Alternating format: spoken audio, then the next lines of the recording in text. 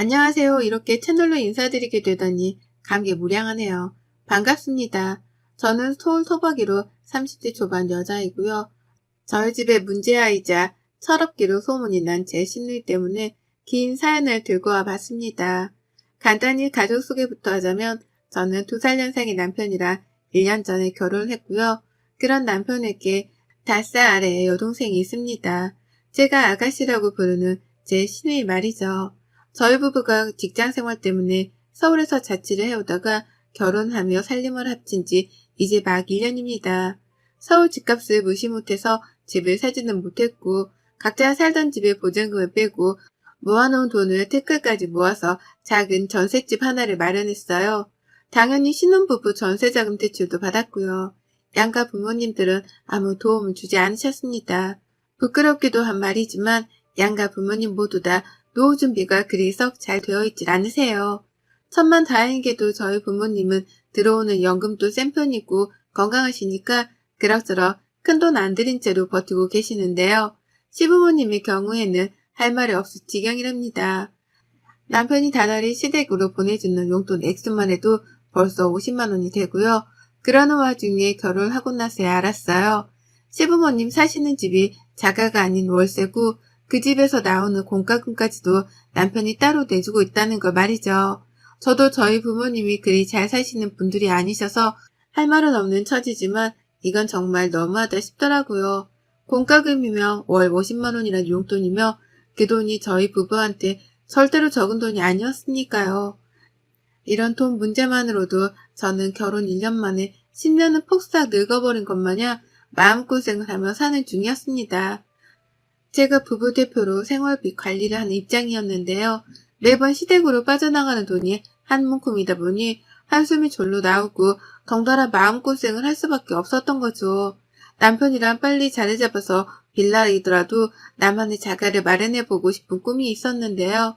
그랬던 꿈마저 결혼하자마자 산산조각처럼 부서져 나가버린 바람에 살짝 살 의욕을 잃기도 했답니다. 남편과의 부부 사이도 벌써 10년을 함께 산 부부인 것 마냥 조금은 소원해지기도 했고요. 아무튼 여기까지가 저 그리고 제 남편의 소개였습니다. 소개만으로도 벌써 숨이 꽉 막히는 기분이죠.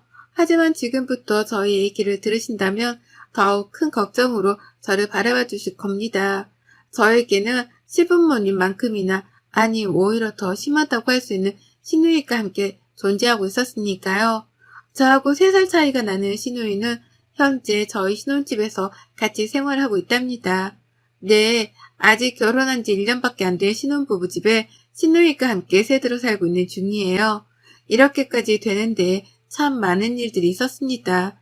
남편이랑도 지지고 볶으며 논쟁을 해보고 시부모님께 회유도 당하다가 혼도 나고 욕도 먹고 참 많은 일들이 있었죠. 저희 시댁이 경기도거든요. 지하철로 왔다 갔다 하면 서울까지 오는 데에 1시간이 조금 넘게 걸리는 정도입니다. 왕복으로는 2시간이 넘을 테고요. 신우는 대학도 졸업했고 제가 알기로는 대학 시절에 교환학생도 다녀왔다고 들었어요. 본인이 유럽에 로망이 있었다면서 귀엽고 동유럽 쪽으로 판학기를 다녀왔다고 하더라고요. 제가 알기로는 시댁이 그리 여유가 있는 편도 아닌데 신우가 교환학생도 다녀왔다고 하니 뭐 대단히 장학금이라도 받고 유학을 다녀온 줄 알았습니다. 그래서 대단하고 부럽다 말을 해본 적도 있죠. 그런데 신우가 이런 제 말에 너무나 당당하게 대답을 하더라고요. 오빠가 보내준 거예요. 우리 오빠 짱! 이라고요. 네, 그때야 저도 알았습니다. 하다하다 우리 남편이 신우의 유럽 여행까지 경비를 대줬다는 걸 말이죠. 들어보니 유럽에 가서는 공부도 거의 안 하고 밖에 나가 술 마시고 친구 사귀기만 급급했던데 그 과정에서 들어가는 용돈은 전부 다 제 남편이 송금까지 해 뒷바라지를 해줬더라고요. 그렇게 오빠 등골을 뽑아먹었으면 뭐라도 하는 게 있어야 할 텐데 신우는 대학을 졸업하고 한동안 모직 생활을 전전하다가 이제서야 겨우 아르바이트를 시작했답니다. 그것도 서울에서 말이에요.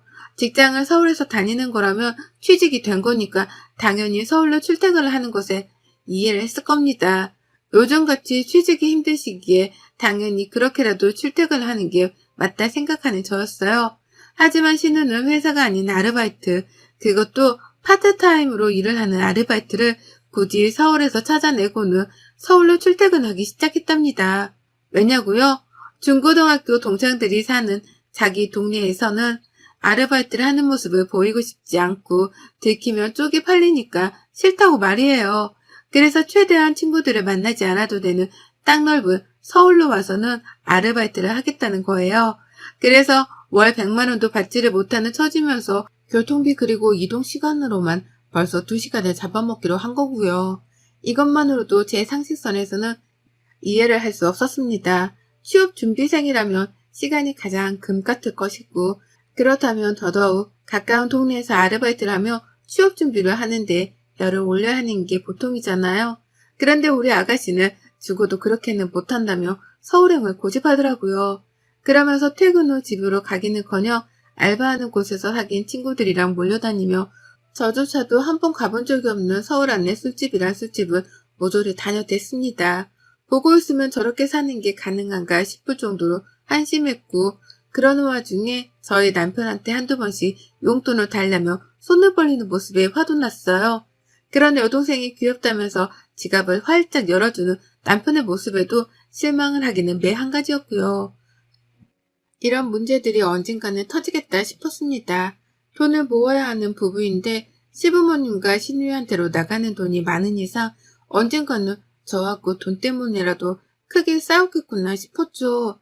그래도 신혼이니까 최대한 말싸움이라도 자제해보겠다며 제 승질을 눌러 살고 있었는데요. 그런 신우가 저희 집으로 들어오게 되고부터는 더 이상의 참을성이 발휘되지 못했답니다. 신혼인데 신우이랑 한 집에 살라니요. 말이 안 되는 말이었는데 신우는 귀엽고 저희 집으로 짐을 싸서 들어왔답니다. 그 이유가 뭔 줄 아세요? 집에서 서울로 알바를 위해 출퇴근을 하는 그 시간이 너무 아까워 죽겠다는 것이었어요.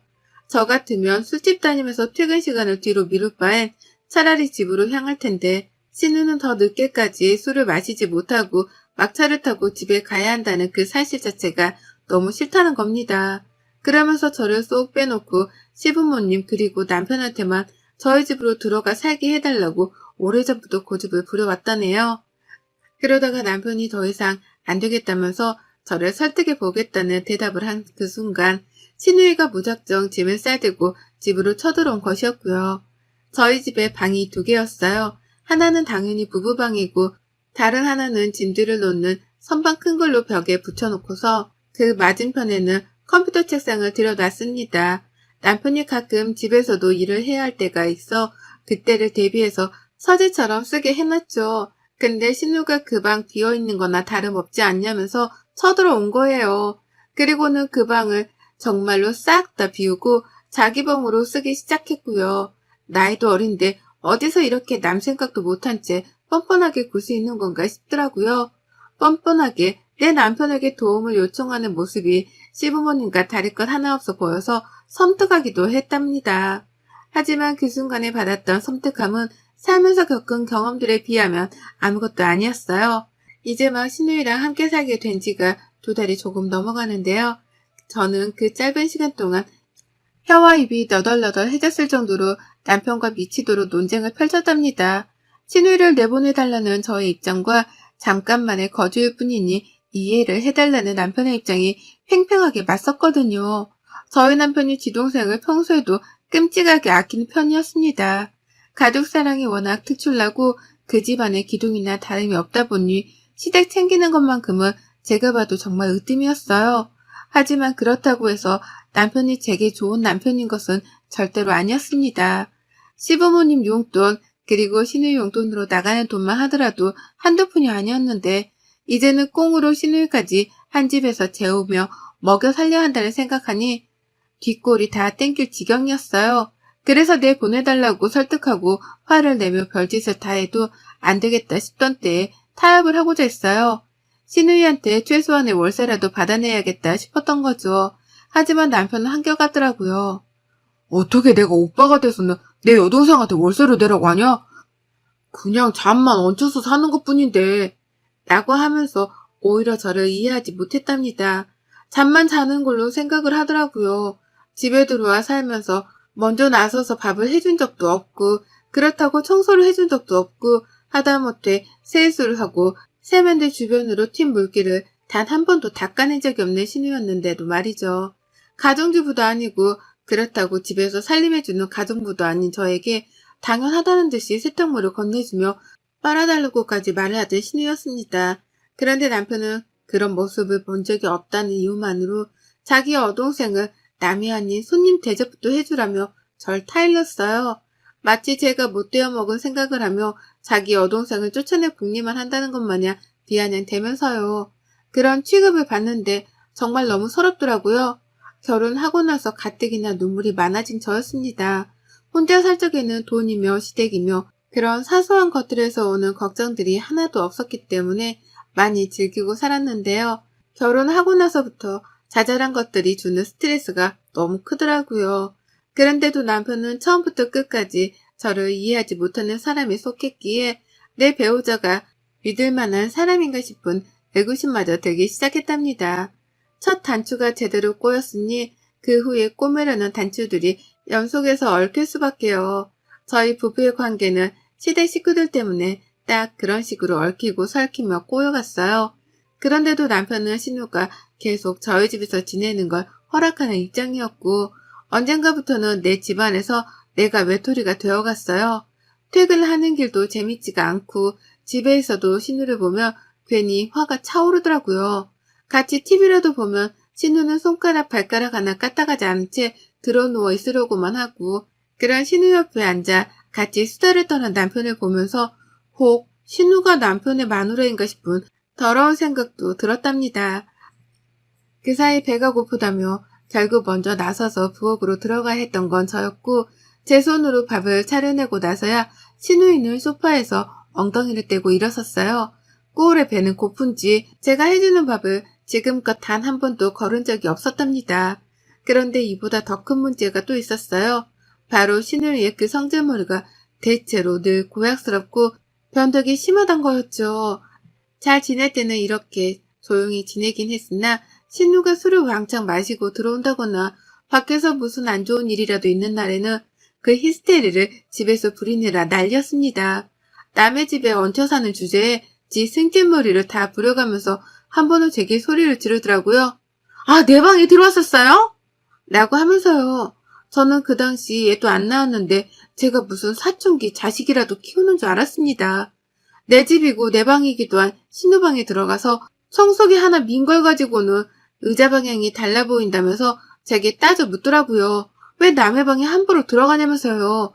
보다 못했는지 남편이 나서더라고요. 소리 그만 지르고 배달 음식 먹고 화풀나면서 신우를 달래주겠다고 또 돈을 쓰려 했답니다. 그러면 신우는 대화가 안 통한다며 자기 혼자 더 소리를 지르다 획 하고 집을 나가버렸어요.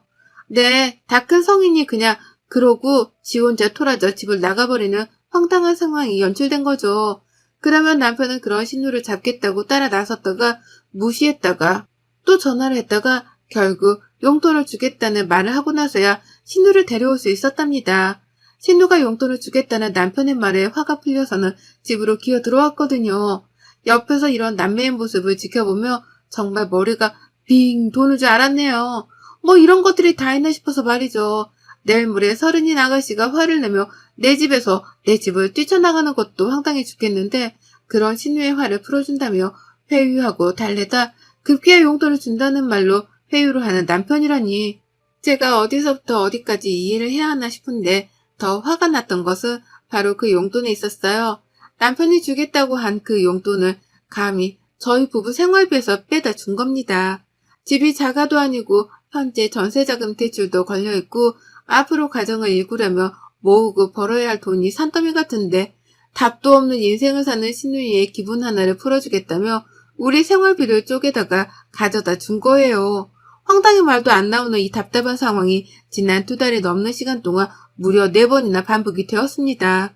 매번 신우이가 화가 난 이유는 달랐었고 대다수는 이미 신우이가 밖에서부터 기분이 나쁜 채로 집에 들어왔을 때 벌어졌어요. 밖에서 화가 나서 집안에서 엄한 사람한테 화풀이를 했던 거죠. 대체로 그 엄한 사람은 저였고요. 그리고 바로 일주일 전 신우가 또 집을 나갔어요. 애가 글쎄 그동안 남자친구를 사귀었는데 그 남자친구가 알바하는 식당에서 같이 근무를 하던 동료였나 보더라고요. 그런데 그 남자친구랑 싸우는 바람에 같이 일하는 내내 불편하고 속이 뒤집어질 것 같았다는 말을 방 안에서 소리를 지르며 하더라고요. 자기 친구한테 말이죠. 어찌나 소리를 질러대는지 저조차 눈치가 보일 지경이었어요. 그런데 그때 신우가 갑자기 방에서 문을 열고 나왔습니다. 방문 여는 소리가 너무 갑작스러워 제가 부엌에서 뒤돌아 정수기 물을 뜯어 말고 깜짝 놀라서 그만 컵을 떨어뜨리고 말았어요. 물은 사방으로 튀기고 흘렀고 제 양말은 이미 다 젖었답니다. 이 상황에서 여러분들은 어떻게 하실 건가요? 당장에 괜찮냐며 물어봐야 하는 게 먼저이지 않나요? 적어도 우리 남편 때문에 얽힌 가족이라면 말이죠. 그런데 신우는 이렇게 말했답니다. 지금까지 내 얘기 엿듣고 있었어요? 왜 엿들었어요? 집이 코딱지만 해서 아무리 대화가 잘 들린다고 하지만 너무 애이 없는 거 아니에요? 라고요. 그러니까 신우는 지금까지 밖에서 지 남친이랑 싸우고 들어올 때마다 저희한테 화풀이를 하고 집을 나간 것 같은데 생각할수록 분했습니다. 남의 집에 멋대로 쳐들어와 얹혀 사는 걸로도 이미 충분히 화가 날 수밖에 없는 상황이었는데 집주인 눈치를 보며 잘 지낼 생각을 하기는커녕 지 성질을 있는 그대로 표출하다니요. 그것도 아직 다 친하지도 않은 저한테 말입니다. 내가 얼마나 만만했으면 일어나 싶기도 하고 지 오빠를 얼마나 우습게 여기면 오빠가 옆에 있는데도 저한테 소리를 지를 생각을 했을까 싶더군요. 그래서 남편을 쳐다봤어요. 어떻게 반응을 하는지 보려고요. 제 남편은 소리치는 신우를 말리겠다며 바로 저희가 있는 부엌으로 오긴 했습니다. 옆에 와 서 있긴 했어요. 그런데 아무런 말을 하지 않았습니다. 상황을 파악하고 말고 따질 것도 없었는데 그 와중에 신우가 왜 화가 나는지를 파악하겠다면서 팔짱을 끼고 신우 말을 귀 기울여 듣더라고요. 거기에서 제가 1차로 열받았고요. 두 번째로는 이내 입을 연 남편의 말 때문이었습니다. 일단 화 풀고 진정하고 오빠한테 말해봐봐. 왜? 뭐가 그렇게 화가 났는데, 어? 오빠한테 말해봐. 오빠가 들어줄게. 라고 티 여동생부터 달래더라고요. 바닥이 흥건한 부엌을 치워줄 생각도 제게 괜찮냐고 한 번쯤 물어봐줄 생각도 안 한 채 말이죠. 그래서 더는 긴 말 하지 않았습니다. 그 자리에서 바로 이렇게 뱉어내고는 짐을 쌌습니다. 니들끼리 잘 살아봐. 나는 너랑 더는 이렇게 못 사니까 이혼할 거고 너는 이 집 당장 빽 가고나 하고 있는 게 좋을 거야. 진짜 뭐 같은 것들이 꼴에 핏줄이라고 챙기고 있네? 라고요. 안방에 들어가 짐가방을 싸는 동안에도 남편은 심각성을 인지하지 못한 채 방으로 따라 들어오지도 않았어요. 그 덕에 저는 방해받지 않고 바로 짐을 쌌고요. 현관까지 무거운 가방을 들고 나서는 저를 보고서야 남편이 여보, 아이 왜 이래 가족들끼리 라며 따라 나오더라고요. 하지만 저는 그런 남편은 쳐다도 보지 않을 채 뒤에서 팔짱을 끼고 서 있던 신우한테 고했습니다. 야, 너 내가 이혼해도 그냥 이렇게 집을 나가면서 이혼할 줄 알지? 딱 기다려. 이 이혼은 다 너 때문이고 내가 너한테 유죄로 소송부터 걸면서 이혼할 거니까. 어린 게 귀엽다고 봐주고 있었더니만 어디 감히 집주인한테 주제 파악을 못하고 소리 질러? 내가 네 화풀이 대상이야? 너 딱 기다려. 곧 너한테 소송 걸 테니까. 라고 말이에요. 일부러 겁 좀 먹으라면서 손가락질까지 정확히 해대가면서 신우한테 소송을 걸겠다 통보를 했어요. 그러자 신우가 그제서야 건방지게 끼고 있던 팔짱을 빼내며 제 말에 귀라도 기울이려는 척을 하더라고요. 겁을 먹었던 거죠. 하지만 이미 때는 늦었답니다. 저는 그렇게 집을 나섰고 절대로 남편이 찾아와서 싹싹 빌기 전까지는 신혼집에 들어갈 생각이 없었어요. 당장 갈 곳이 없었으나 급한 대로 아직 결혼하지 않고 사는 싱글 친구 집으로 들어갔고 지금까지 일주일 내내 얹혀 사는 중입니다. 남의 집에 들어와 얹혀 사는 게 결코 편하지 않다는 걸 누구보다 제가 잘 아는지라 친구한테는 숙박비라도 두둑하게 챙겨줬어요. 이제 이혼하는 마당에 생활비를 모으면 뭐하겠냐는 생각으로 돈은 아낌없이 지불했습니다. 퇴근하면 밥도 제가 하고 청소도 하면서요. 살만 하더라고요. 내 집이 아닌데도 불구하고 신우가 없다는 생각 그 하나만으로도 너무 날아갈 듯 기뻤어요. 남편은 생각도 안 하고 있었고 진짜로 뱉은 말에 책임이라도 져보자는 생각으로 뒤늦게야 인터넷에 검색을 해가며 소송에 대해 알아가고 있었는데요. 남편이 찾아왔어요. 제가 그 사이에 남편 전화번호도 싹 다 차단을 해버려서는 연락을 아예 안 하고 있었거든요.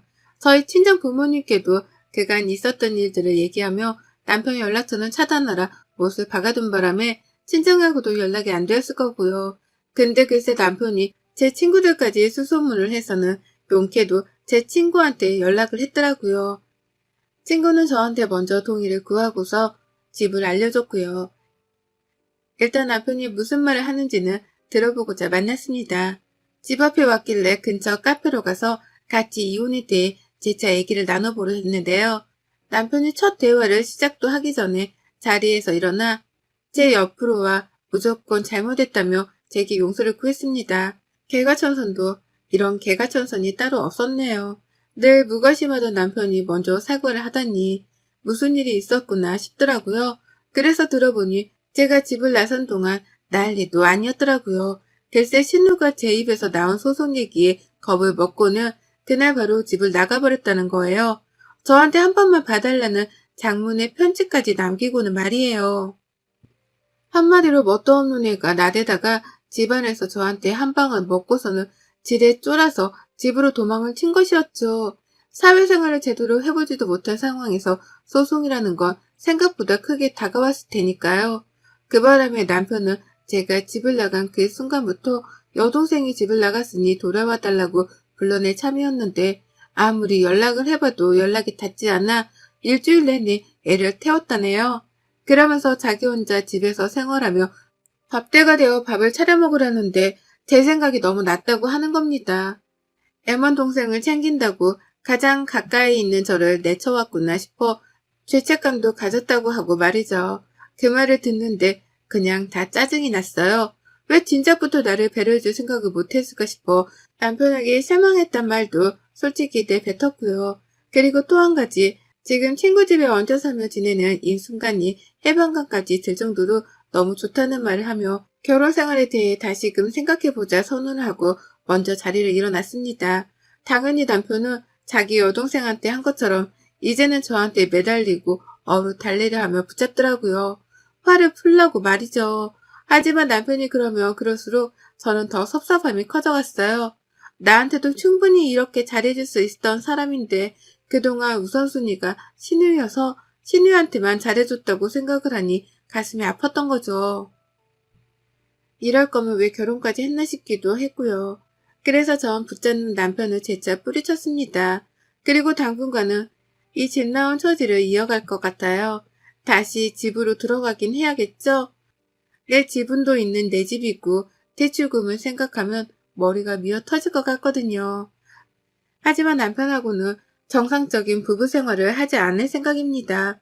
남편이 저를 완전한 우선순위로 두고 챙기려 할 때까지 저는 신우가 했던 것처럼 똑같이 삐지고 화를 내고 소리치다 용돈 달라는 소리를 불사질러서라도 이번 참에 저의 위치를 재조정할 생각이에요. 이미 계획이 성공적인 건지 차단을 푼 남편으로부터 매일같이 집으로 돌아와 달라 음성 메시지를 남기고 전화를 한답니다. 다만 전 신우처럼 건방 떨고 무관심으로 일관하며 끝까지 튕기고 있네요. 앞으로도 쭉 이렇게 성질 부려가며 남편을 들어떠났다 해야 할까 봐요. 여러분의 생각은 댓글로 남겨주세요. 오늘도 시청해 주셔서 정말 감사합니다.